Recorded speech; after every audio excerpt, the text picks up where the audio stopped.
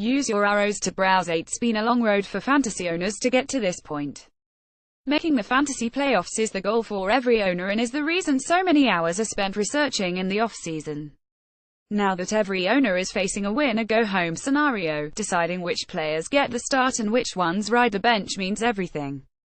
There's no second chance to fix a mistake that was made the previous week. One mistake that some owners make is to just follow the advice of start your studs.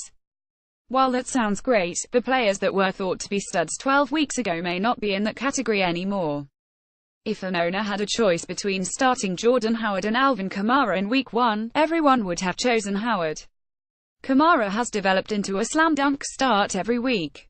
This is just an example to keep in mind that fantasy football is always a weekly game. The postseason is no different. Owners need to be smart and weigh out their options carefully. It's been a fairly unproductive stretch for Golden Tate recently.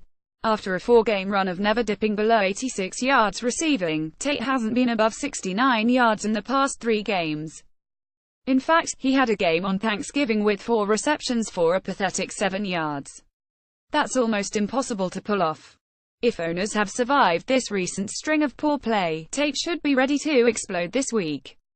Lions are on the road again but are absolutely desperate for a win to try and stay in the wild card race. He also draws the Tampa Bay Buccaneers, which has been a goldmine for fantasy owners all season long. They have given up the most points to receivers in fantasy. Granted, no Packers receiver really went off last week, but that also has to do with Brett Hundley at quarterback for Green Bay. Tampa is going to struggle to contain quarterback Matthew Stafford and the Lions' passing game. There was some fear that Stafford may have suffered a significant injury to his throwing hand, but he seems to have dodged that bullet.